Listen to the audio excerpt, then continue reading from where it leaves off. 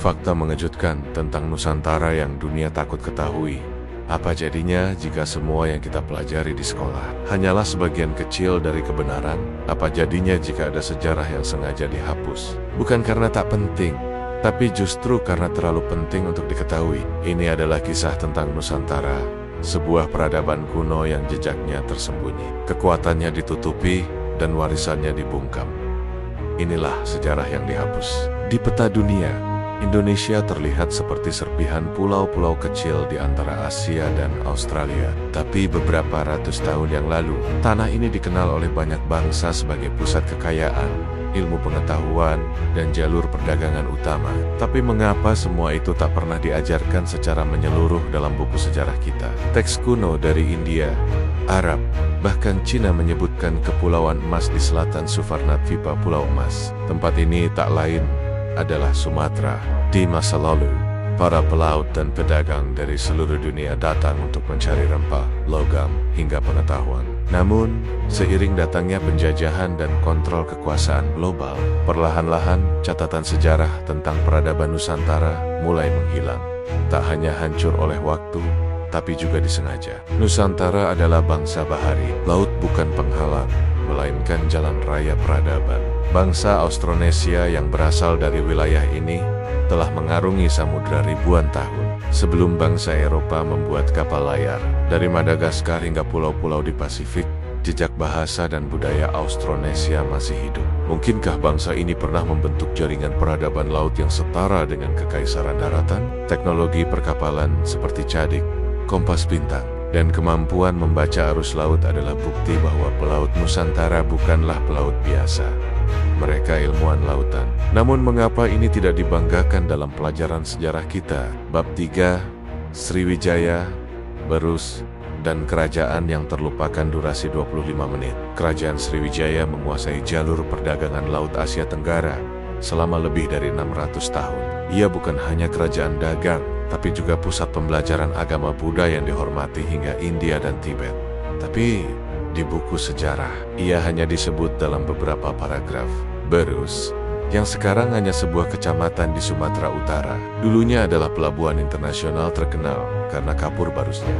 Tapi namanya hampir tak pernah terdengar di sekolah. Mengapa kerajaan sebesar itu, yang dikagumi dunia luar, hampir hilang dari kesadaran bangsa sendiri? Apakah ini kesalahan narasi, atau ada kekuatan yang sengaja menghapusnya? Kerajaan-kerajaan Nusantara sering digambarkan runtuh karena perang saudara atau invasi luar. Namun sebuah teori lain menyebutkan bahwa kehancuran mereka adalah hasil dari intervensi global yang tidak ingin melihat kekuatan regional tumbuh terlalu besar.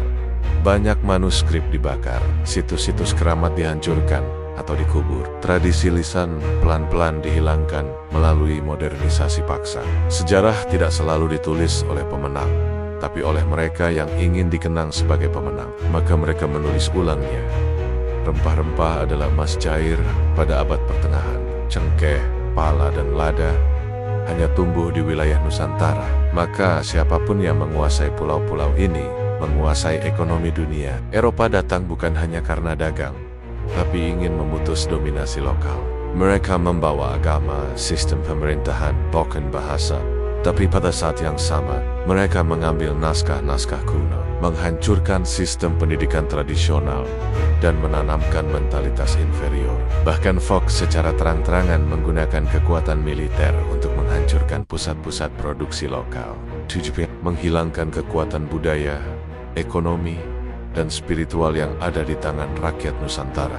Di balik ritual dan budaya yang sering dianggap mistik, tersimpan warisan ilmu pengetahuan lokal yang luar biasa. Dari pengobatan tradisional, sistem pertanian berbasis kalender matahari bulan, hingga arsitektur tanpa semen, seperti Borobudur dan candi-candi lainnya. Bahkan praktik spiritual seperti semedi, tapa, dan lelaku.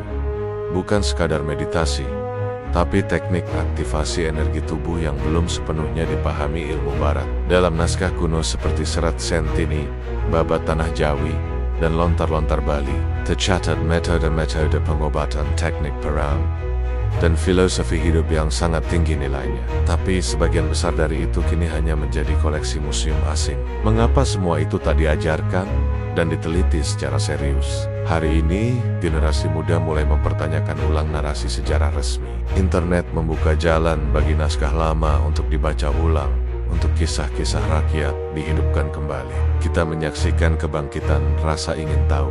Banyak anak muda yang bertanya, siapa kita sebenarnya? Dan mengapa kita kehilangan jati diri? Ini bukan tentang romantisasi masa lalu. Ini tentang merebut kembali identitas, tentang melihat sejarah bukan sebagai masa lalu, tapi sebagai kekuatan masa depan. Mungkin kita tidak bisa mengubah masa lalu, tapi kita bisa menghentikan penghapusannya hari ini. Inilah sejarah yang dihapus, bukan karena tidak penting, tapi karena terlalu penting untuk diketahui. Kini, kisahnya kembali muncul, lewat pertanyaan demi pertanyaan, lewat narasi-narasi alternatif, lewat suara mereka yang tak pernah diberi ruang bicara. Dan mungkin sejarah yang sebenarnya baru saja dimulai.